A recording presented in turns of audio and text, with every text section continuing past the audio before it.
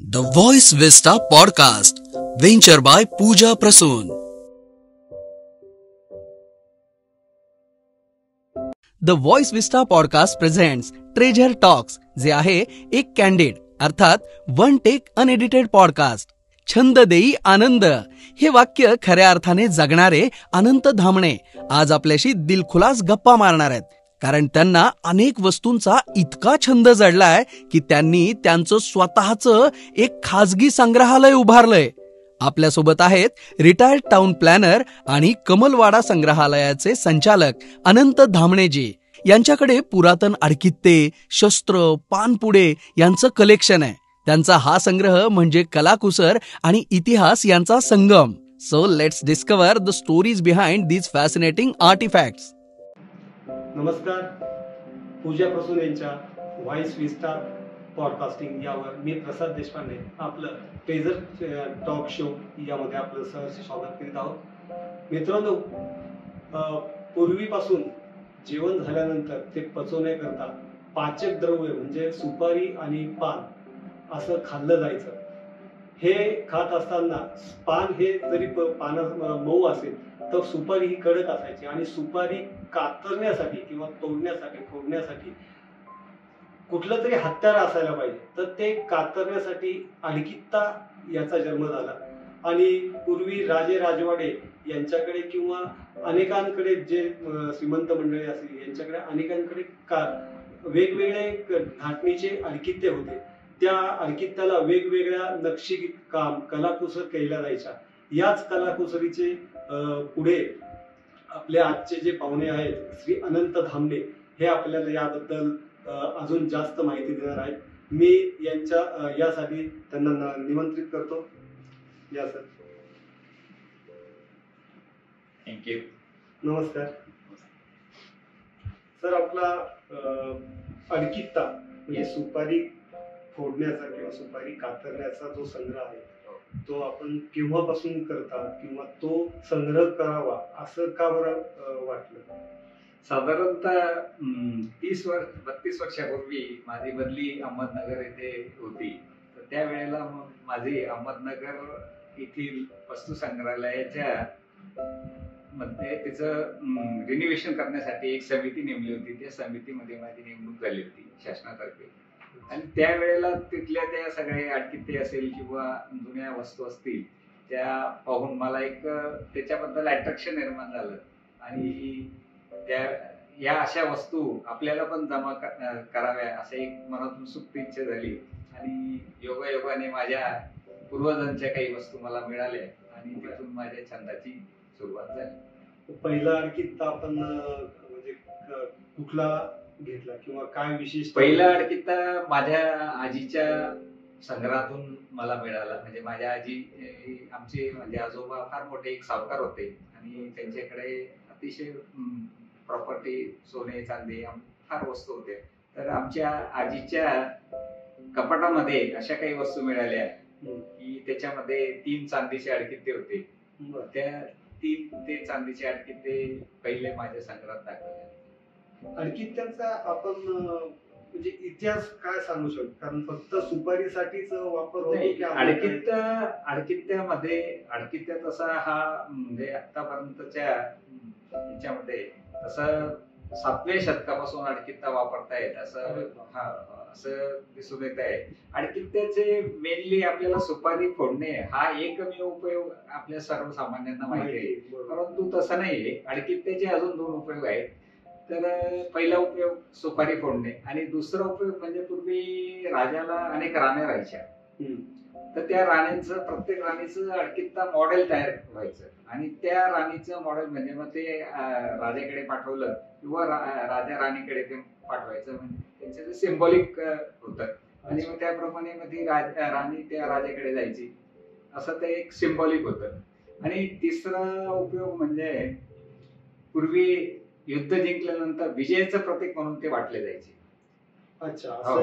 हो. असं आता त्याचं उदाहरण म्हणजे हा टिपू सुलतानचा आडकित्ता आहे. ज्यावेळेला म्हैसूरचं युद्ध जिंकलं टिपू सुलतानने त्यावेळेला त्यांनी हे वाटलेले हे विजयाचं प्रतीक म्हणून जनसामान्यांना वाटले. हा त्यांचे जनसामान्य असतील किंवा त्यांच्या दरबारातले असतील, अशा लोकांना त्यांनी वाटलेले आहेत. आणि असंच पृथ्वी अनेक ठिकाणी असे दिसतात की राजपूत घराण्यामध्ये सुद्धा बऱ्याच जणांनी, महाराणा प्रतापांनी सुद्धा असे वाटलेले आहे. त्यांचं सुद्धा अडकित्ता माझ्या संग्रही आहे, त्यांनी वाटलेले युद्धाचं जिंकल्याचं प्रतीक म्हणून. आपल्या संग्रहामध्ये कुठल्या कुठल्या प्रकारची म्हणजे मेटल्सची आणि डिझाईनची किंवा कुठल्या कुठल्या प्रदेशाची, आता तुम्ही सांगले राणा प्रताप आहे किंवा टिपू सुलतान, म्हणजे एक हैदराबाद आणि एक राजस्थान, तर असे वेगवेगळ्या प्रदेशातले कुठले कुठले आपल्याकडे संग्रहात आहे? तसे संपूर्ण भारतामध्ये अडकित्ताचा वापर होतो. कारण की पूर्वी काय होतं की आपल्या याच्यामध्ये जसं सुपारी फोडणे म्हणजे हे होतं की तसं तांबूळ म्हणजे पान सुपारी देणं हा एक शिष्टाचार मानला जायचा. आणि प्रत्येक लग्नामध्ये हे अडकित्ता असेल, पान सुपारीचा डबा असेल, हे अंधन म्हणून त्या नवरीला दिलं जायचं. हो, ते म्हणजे दॅट इज द म्हणजे त्यावेळेची ती प्रथाच होती. ते आपण जसे भांडे देतो तसं ते पान सुपारीचा डबा आणि अडकित्ता हे दिले जायचे. तर तसं अजून जगामध्ये 35 देशामध्ये सुद्धा अडकित्ते वापरल्याचे नोंद सापडते आणि त्यांचे वेगवेगळे प्रकार पण आहेत. मी पुढचा प्रश्न विचारतो की अडकित्ता हा फक्त भारताची संस्कृती आहे की बाहेर देशांमध्ये तो कशासाठी वापरत असतील? तो सुपारी फोडण्यासाठीच, म्हणजे सुपारी फोडणे आणि अक्रोड फोडणे हे दोन उपयोग आहे. म्हणजे जगातल्या 35 देशांमध्ये अडकित्त्याचा वापर झाले पाहायला मिळते. म्हणजे तो कडक वस्तू जी आहे कुठली पण, म्हणजे आता परदेशामध्ये सुपारी असेल किंवा नसेल पण अक्रोड नक्की असते. अक्रोड ती वस्तू कापण्याकरता तोडण्याकरता वापरण्यात. येस. आपल्याकडे आता जी या अडकित्ते आहेत याची आपण देखभाल कशी करतो? म्हणजे ही आता या प्राचीन वस्तू आहे सगळ्या आणि त्या मेटलच्या आहेत, त्या खराब होणार नाहीच, पण कालांतराने त्यावर काही परिणाम होतो वातावरणाचा? ह्या जे अडकित्ते आहेत हे फक्त 2 किंवा 3 वर्षांनी फक्त चिंचेच्या पाण्याने धुवून टाकतो. बाकी त्याची काही कुठली त्याला स्वच्छ करण्याचा प्रयत्न करत नाही. फक्त त्याच्यावर जे हे गंज चालल्याचा थोडाफार हे होतो, चिंचेच्या पाण्याने निघून जातो. बस एवढंच करून ते फक्त त्याला कुठलाही ओलसरपणा लागणार नाही याची काळजी घेतो आणि ते सारखे पुसून हे करत राहतो. त्याचं कारण की त्याला घासलं किंवा केलं तर त्याचं ओरिजिनलिटी जाते आणि त्याची अँटिक्विटी कमी होते. आतापर्यंत आपल्याकडे किती अडकित्ते आहेत? जवळपास माझ्याकडे 192 अडकित्ते आहेत आजच्या. एकही एकसारखा नाही, सगळे वेगळे. आणि त्याच्यामध्ये मेटल कुठले कुठले असू? मेटल सुरुवातीचा जो पहिला अडकित्ता बनलेला आहे तो आपल्या लोखंडामध्ये स्टील लोखंडापासून झालेला आहे. पहिला अडकित्ता जो आहे तो लोखंडापासून झालेला आहे. त्याच्यानंतर पितळेची आहे, काही प्रमाणात तांब्याची पण आहे आणि त्याच्यानंतर चांदीचे अडकित्ते पण आहेत आणि आता आजकाल स्टीलची पण अडकित्ते बाजारात आलेली आहे. ही अलीकडची फार. पण अडकित्त्यांचा वापर हा सुपारी किंवा कापण्याकरता होतो, मग त्याला हे डिझाईन द्यायचं काय त्याचं कारण असू शकतो त्या काळात? आता काय होते की पूर्वीच्या वेळेला ज्या कुठल्याही वस्तू करायच्या त्या अशा साध्या प्लेन करतच नव्हते. कारण की हा अडकित्ता तसा म्हणजे जवळजवळ प्रत्येक घरात वापरणारी वस्तू होती. त्याच्यामुळे त्याचे वेगवेगळे आणि जसं आता हे की कॅटेगरी प्रमाणे म्हणजे प्रत्येकाच्या ह्याच्याप्रमाणे अडकित्ते तयार व्हायचे की खूप डिझाईनचे ऑर्नामेंटल. आणि मगाशी सांगितलं मी तसं की त्या राणींचे जे मॉडेल तयार होते ते अतिशय सुबक आणि जास्त रेखीव राहायचे.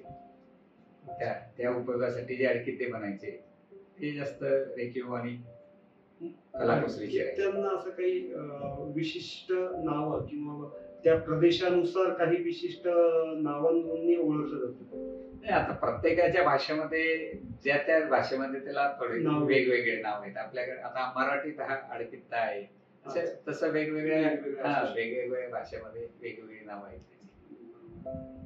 मग आता हे जे आडकित्ते आहे ते या आडकित्त्यांबरोबरच आपण वेगवेगळा अजून कसला कसला छंद करता तुमचा आडकित्ता म्हणजे आडकित्ता माझा नाही, म्हणजे तसं तांबूल हा माझा मेन छंद आहे. तांबूल मध्ये पान सुपारीचे डबे येतात, बरोबर. त्याच्यानंतर चुन्याचे डबे येतात, अच्छा. रेडी म्हणजे पानाचा विडा ठेवण्यासाठीचे पानपुडे येतात. बरं. असं हे त्यातला सगळ्यांचा त्यातला हा एक घटक हा एक घटक झाला, तांबूल मधला एक घटक झाला. तांबूलमधला एक हो. घटक. तुम्ही आतापर्यंत जेव्हा जेव्हा कुठे बाहेर फिरता तर तुमची शोधक नजर ही फक्त आडकित्ते किंवा तांबूल कुठे मिळेल यासाठी असते. पण मग तुम्ही यासाठी कुठे कुठे फिरतात किंवा तुम्हाला ही वस्तू कुठे मिळेल हे कसं तुम्हाला समजतं? नाही, आता मी ज्या आता मी शासनाच्या सेवेमध्ये होतो, माझ्या जवळपास 11 बदल्या झाल्या आणि मला तसं ह्या वस्तू जमवण्याच्या छंदामुळे फिरण्याची पण फार वेळ आवड निर्माण झाली. आणि ज्या ठिकाणी जाईल मी म्हणजे त्या ठिकाणी हे आधी आता नेटवर सगळं समजून जातं, पूर्वी समजत नव्हतं. परंतु मग बाजार फिरायचे, जुने बाजारमध्ये. आता मी 20 वर्षापूर्वी हैदराबादला गेलो होतो, तर त्यावेळेला मला एका जणांनी सांगितलं की इथे जुम्मा बाजार म्हणून खूप मोठा बाजार भरतो आणि तिथे खूप आहे. तर मी त्याकरता 2 दिवस तिथे थांबून गेलो आणि तो खरोखर तो मोठा जुम्मा बाजार म्हणजे अतिशय प्रचंड मोठा बाजार. त्यामध्ये मला बऱ्यापैकी आडकित्ते तिकडच्या स्टाईलचे मिळाले. तर हे जे आडकित्ते आहेत तर याच्यामध्ये तुम्ही जे वापर करतात आता सध्या हे जे वर्किंग मध्ये आहे की कसं आहे, म्हणजे ते वापरले जातात का किंवा तुमच्या इकडे काही वैशिष्ट्यपूर्ण आडकित्ता आहे का? हो, वैशिष्ट्य प्रत्येक आडकित्ता त्याचा मी ऑइलिंग वगैरे करत असतो मधून आणि वर्किंग करण्याचा एखादा आवडता आम्हाला पाहायला मिळेल? नाही, आडकित्त्यामध्ये पूर्वी जे आहेत आडकित्ता त्यांनी म्हणजे आता हा दिसायला आडकित्ता आहे, परंतु याचा पूर्वी शस्त्र म्हणून सुद्धा वापर केलेला आहे. आता हा इथे नाईफ चाकू तयार झाला. आणि आडकित्ता कसा होता मग तो? हा आडकित्ता असं. अच्छा. त्याचा चाकू म्हणून चाकू म्हणून पण होतं. तसंच हा एक असंच आहे. हा दोघं बाजूने आडकित्ता वापरता येतो आणि वेळ प्रसंगी तुम्हाला तो कट्यार म्हणून सुद्धा याचा उपयोग होतो. म्हणजे आडकित्ता हा एक हत्यार म्हणून सुद्धा वापर होऊ शकतो. आपल्याला डिझाईन तशी तयार केलेली आहे त्यांनी. आणि छोट्या असल्यामुळे हंडी असल्यामुळे ते आपल्याला कुठेही आणि तसं आडकित्ता सुपारी म्हणणं म्हणजे तसं शस्त्राचं आहे असं पण समजून येत नाही त्याच्यावर. बरोबर. पण मग आपण आतापर्यंत साधारण 100, 125, 150 पर्यंत आडकित्ते घेतले. याच्या दुर्मिळ असल्यामुळे याच्या किमती पण जास्त असणार. पण हे घेताना तुम्हाला घरच्यांचा कसा सपोर्ट मिळाला किंवा ह्या वस्तू गोळा करायच्या आणि घरी आणायच्या तेव्हा घरच्यांचा रिस्पॉन्स म्हणजे सुरुवातीला फार विरोध होता आणि या गोष्टी मी सुरुवातीला तसे चोरून घरामध्ये आणायचो आणि मग त्यानंतर गुपचूप ठेवून द्यायचे आणि नंतर मग जेव्हा वेळ येईल त्या वेळेला मग ते मी प्रदर्शित करायचं. आणि नंतर मग जसं हे झालंय की हे आता काही ऐकायलाच तयार नाही.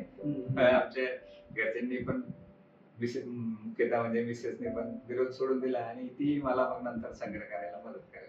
अरे वा, छान. कारण हा जो वारसा आहे हा पुढच्या पिढीला पाहायला नक्कीच आवडेल. कारण ह्या गोष्टी जर चुकीच्या हाती गेल्या तर त्याचं पाणी होणार, भंगारमध्ये गेल्यानंतर त्याचं पाणी करून त्या कदाचित नष्ट होऊ शकतात. पण तुम्ही जो संग्रह छंदाच्या माध्यमातून संग्रह करतात त्यामुळे तो ऍटलिस्ट पुढच्या पिढीला सुद्धा पाहायला मिळू शकतो. याच्यामध्ये आपल्याकडे आवडता किंवा एखादी तुम्हाला आडकित्ता आवडलाय पण तो तुमच्या संग्रहात नाही, म्हणजे ड्रीम आडकित्ता माझ्याकडे यायचा आहे पण मी बघितलेला आहे, असं आहे का काही? हो, असे आहे. त्याच्या पुण्याला प्रकाश माहिमकर म्हणून आहेत. तर ते म्हणजे भारतातले सगळ्यात मोठे आडकित्त्याचे चंदिष्ट आहेत, हा संग्राहक आहे. त्यांच्या संग्रहामध्ये एक 5-6 आडकित्ते आहेत हे मला खूप आवडलेले आहेत आणि ते मिळवण्यासाठी मी खूप प्रयत्न करतोय. सध्या यश नाही आलं मला.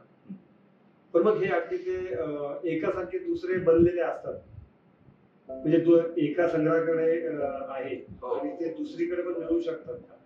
हो, मिळू शकतात. कारण की काय ते थोडाफार फरक असू शकतो, कारण की ते हँडमेड पूर्वीचे आणि ते सगळे हँडमेड होते आणि त्याच्यामुळे तो फरक असतो, पण मेन थीम जवळपास सारखी असू शकते. मग असं असू शकतं का की आता जुना अडकित्ता एक प्राचीन अडकित्ता आहे, दुर्मिळ आहे, त्याचीच रिप्लिका म्हणजे त्याचा डुप्लिकेट बनवतात का? सध्या हे प्रमाण फार मोठ्या प्रमाणात वाढलेलं आहे आणि याच्यामध्ये अहमदाबादला खूप मोठ्या प्रमाणात असे रेप्लिका तयार होतात. खूप मोठ्या प्रमाणात रेप्लिका तयार. पण मग हे कसं ओळखता येतं आपल्याला? हे आता आम्ही संग्रह करतो. आमचे आता म्हणजे आम्ही पाहिल्यानंतर आम्ही नजर हो. टाकल्यावर लगेच ओळखते ओळखते नवीन एका जुना आहे. कारण जुन्याचं महत्व जे आहे ते नव्याला येऊ शकत नाही किंवा त्याचे जे आहेत त्याप्रमाणे ते ताबडतोब तो फरक कळतो की ही रिप्लिका आहे आणि हा ओरिजिनल आहे. बरोबर. आपल्या संग्रहामध्ये आता बाहेरच्या देशांमधलं काही हे आहे का, अडकित्ते आहेत का काही? नाही, आता फक्त मी श्रीलंकेला गेलो होतो, त्यावेळेला श्रीलंकेमधून एक अडकित्ते आणलेलं आहे आणि आता 4 महिन्यापूर्वी नेपाळला गेलो होतो, तिथून एक अडकित्ते आणला. तसं तो जवळपास ते श्रीलंका आणि नेपाळचे आपल्या भारतात पण तसे मिळतात, पण एक थोडासा वेगळापणा म्हणजे तिथले आहेत म्हणून ते आणलंय. तेच म्हणलं की त्याच्यातलं आणि याच्यातलं काही जास्त थोडंफार असू शकतं. भारतात जवळपास हे जे जवळचे देश आहेत हे सगळे म्हणजे भारताशी संस्कृती सारखीच होती. बरोबर. आता हे तुम्ही संग्रह केलेला आहे आणि तुमच्या अनेक वेगवेगळे प्राचीन वस्तूंचा संग्रह आहे, तर तो तुमच्या घरच्यांचा असं चांगला आता सपोर्ट मिळतोय, पण याच्या पुढे तुमच्या पुढची पिढी हे सांभाळण्यामध्ये इंटरेस्टेड आहे? नाही, तसं ते कारण की मला 2 मुलं आहेत. दोघं मुलं माझे बाहेर आहेत. एक मुलगा फॉरेनला असतो आणि दुसरा मुलगा डॉक्टर आहे. तो पुण्याला त्याचं हॉस्पिटल आहे. तो बिझी आहे. सध्या तर मी माझ्या छंदाचा माझा आनंद घेतोय. भविष्यामध्ये काय होईल विचार करत नाही, परंतु त्यासाठी मी एक छोटस माझ्या घरीच कमलवाडा म्युझियम म्हणून केलेलं आहे आणि माझ्या म्युझियमला माझे हे वस्तू पाहण्यासाठी बरेच लोक येत असतात. त्याच्यामध्ये मी तो आनंद घेत असतो. तुम्ही स्वतःच संग्रहालय केलंय, एवढा तुमचा मोठा संग्रह आहे, आम्हाला त्याच्याबद्दल थोडस जाणून घ्यायला आवडेल की त्या संग्रहालयामध्ये काय काय पाहायला मिळू शकेल? संग्रहालयामध्ये माझं म्हणजे की नाणी हा एक मुख्य भाग आहे. मी माझ्याकडे जवळपास म्हणजे भारतातले पहिलं नाणं ते 2024 पर्यंतचं नाणं असा मी एक संग्रह केलेला आहे, एक थीम केलेली आहे. म्हणजे त्याच्यामध्ये एन्शियंट म्हणजे असतील की पंचमार्क कॉइन ही पहिली नाणी, त्यानंतरची जी शेकांच्या टोळ्या आल्या किंवा शत्रप आले त्यांच्यापासून तर म्हणजे गुप्ता कॉइन्स, त्याच्यानंतर मग आपले मोहम्मद घोरीचं कॉइन आहे माझ्याकडे, ज्याचा फार मोठा इतिहास म्हणजे जो पहिला मुसलमान कब्जा करता आपल्याकडे आला त्याचं पण कॉइन माझ्याकडे आहे. आणि असे मुघलांची तर जवळपास माझ्याकडे एक 400 ते 500 कॉइन्स आहेत. आणि मुघल कॉइन्स नाण्यांच्या व्यतिरिक्त अजून? हो, नाण्यांच्या व्यतिरिक्त माझ्याकडे मग अनेक वस्तू आहेत की वेगवेगळ्या कळशा आहेत माझ्याकडे. जवळपास 50 ते 60 कळशे आहेत. एकही कळशी सारखी नाही, त्याच्यावर अनेक नक्षत्र कोरलेले असतील किंवा वेगवेगळ्या चित्र कोरलेले आहेत आणि खूप सुंदर कळशे आहेत काही. त्याच्यानंतर माझ्याकडे जवळपास माप आहेत, अनेक प्रकारची सगळी जुनी माप आहेत. हो, जुनी माप आहेत, वजन आहेत आणि त्यांचा प्रवास कसा झाला पूर्वी काय होतं त्याचा सगळा मी प्रयत्न केले. थोडेफार एक शस्त्र आहेत, म्हणजे काही तलवारी आहेत, काही काट्या वगैरे अशा प्रकारचे शस्त्र आहेत. आणि माझ्या संग्रहामध्ये माझ्या पंजोबांची पगडी आहे. हो हो, त्याला संपूर्ण सोनेचं काम केलेलं आहे. हो हो, वर्क केलेलं आहे. ती एक अमोल एक हे आहे. एक जी एक पगडी आहे माझ्याकडे, ती मी म्हणजे त्याच्याबद्दल थोडी माहिती सांगू का? नक्कीच नक्कीच. तर ती पगडी मी म्हणजे एका अंत्यविधीला गेलो होतो मी साठाण्याला. आमचे समाजाचे एक मोठे श्रीमंत होते, त्यांना ती घातलेली होती आणि ती पगडी सर त्यांना त्यांच्या सरणावर ठेवला आणि काडी लावणार तेवढ्या वेळात मी ती पगडी काढून घेतली आणि ती पगडी मी घेतली. म्हणजे मग ते सगळे लोक मला पाहायला लागले, मग करायला लागले, तुम्ही असं काय करावं. म्हटलं ही पगडी ही आपली पूर्वी आपला इतिहास संस्कृती आहे आणि इतकी छान पगडी ती जळून जाईल त्याच्यापेक्षा मी आजोबाची आठवण म्हणून मी माझ्या संग्रहात ठेवतो. तर त्यांच्या मुलांनी पण मला संमती दिली आणि ती पगडी मी आज माझ्या संग्रहात आहे. त्याची खूपच वेगळी म्हणजे आठवण मला होती. काही लोक म्हणतात की मेलेल्या माणसाच्या टाळूवरचं लोणी खाणे अगदी चुकीचं आहे. कारण ही जी जुनी प्राचीन वारसा आहे तो आपण तुम्ही जपत आहात आणि हा वारसा पुढच्या पिढीला आपल्याला सुपूर्त करायचा आहे. तर पुढच्या पिढीला तुम्ही संग्रह किंवा छंद लागावा यासाठी काय संदेश किंवा टिप्स देतात? संग्रह म्हणजे काय होते की संग्रह पाहिल्यानंतर त्याचं आवड निर्माण होते. म्हणजे माझं सगळ्यांना आव्हान आहे की तुम्ही बघा, म्हणजे आपल्याकडे तशी अजून एवढं गोडी नाही. आता फॉरेन मध्ये मी इकडे तिकडे, आता माझा मुलगा अमेरिकेत आहे सध्या, तर तिथे अमेरिकेमध्ये जवळपास म्हणजे प्रत्येक तालुका प्लेसवर संग्रहालय आहे आणि तिथे संग्रहालय पाहण्यासाठी लोक जातातच, म्हणजे जातातच. तसं आपल्याकडे इतकं अजून त्याचा हे नाहीये, अनस्त आहे. आणि म्हणजे आता जवळपास असून सुद्धा किंवा आता माझं जे संग्रहालय आहे हे कुठल्याही फ्रीने घेता येईल, तर तरी पण म्हणजे लोक असं इतके मोठ्या प्रमाणात नाहीये, एवढी अवस्था आहे. तर लोकांनी जर संग्रह पाहिला, आता संग्रह पाहिल्यानंतर म्हणजे लोक येत नाही, पण आल्यानंतर जवळपास 1-1.5 तास म्हणजे रमून जातात आणि सांगतात की हे माझ्याकडे आहे, माझ्याकडे आहे, मी पण त्याचा एक असा ज्या वेळेला लोक बघतील त्याच वेळेला तो एक त्याच्यामध्ये आनंद होईल आणि ती एक वातावरण निर्माण होईल आणि एक ती लोक आपल्या ज्या वस्तू आहेत, आपला जो वारसा आहे तो जपून ठेवण्याचा प्रयत्न करतात. बरोबर. कारण प्राचीन वारसा जो आहे तो आपण नक्कीच जपून ठेवला पाहिजे. कारण आजच्या पिढीला काळ जरी बदलला असेल आणि डिजिटलायझेशन झालेलं असेल तरी मागे आपले पूर्वज किंवा आपले अगोदरची पिढी कसे जगत होते किंवा त्यांच्या वस्तू कशा होत्या, त्यांची कलाकुसर काय होती, ही याच्यामधून आपल्याला दिसते. आणि जो आपण छोटेखानी आपला संग्रहालय आहे म्हणतात, तर तो जो वारसा तुम्ही जतन करताय ते खरंच एक पुढच्या पिढीला आणि अभ्यासासाठी म्हणा किंवा आनंदासाठी तो नक्कीच उपयोग होईल त्याचा. तुम्ही आपण इथे आलात याबद्दल धन्यवाद. मित्रांनो, धामणे साहेबांनी आपल्याला जी माहिती दिली अर्किता आणि त्याचबरोबर त्यांचे वेगवेगळे छंद म्हणजे तांबूल, डबी, शस्त्र, नाणी, जुनी भांडी, अनेक वस्तू त्यांच्या संग्रहात आहे. ह्या वस्तू नुसता संग्रहामध्ये असून उपयोग नाही, तर त्या संग्रह करून त्या जपतायत, त्याचा वारसा ते पुढच्या पिढीला देऊ इच्छितात. त्यांनी आता जो किस्सा सांगितला की एक त्यांच्या पूर्वजांची पगडी त्यांनी मृत्यूशय्येवरून उचलली, तर ती का? कारण ती जळून जर नष्ट झाली असती तर तिचं महत्व तर कोणाला कळलं नसतं. पण आज ती त्यांच्याकडे ती पगडी त्यांच्या आठवण म्हणून ठेवली गेली. असंच आपण वेगवेगळ्या छंदाची माहिती घेऊया आणि त्यासाठी पात्रा ट्रेझर टॉक शो. धन्यवाद. Thank you for tuning into the voice vista podcast. आप और भी इंटरेस्टिंग शो सुन सकते हैं thevoicevista.in पर. ये शो कॉन्सेप्चुअलाइज किया है पूजा प्रसून ने, प्रोड्यूस किया है द वॉइस विस्टा ने. गेस्ट कोऑर्डिनेशन में हमारे साथ रही सुनीता जी चौहान. डिजाइन किया है टीम क्रिएटर्स डेन ने. साथ ही एडिटिंग और प्रोडक्शन के लिए धन्यवाद टीम लर्निंग बी को. प्रोमो वॉइस दिया है राहुल ढोले ने. लाइक, फॉलो और सब्सक्राइब करना ना भूले.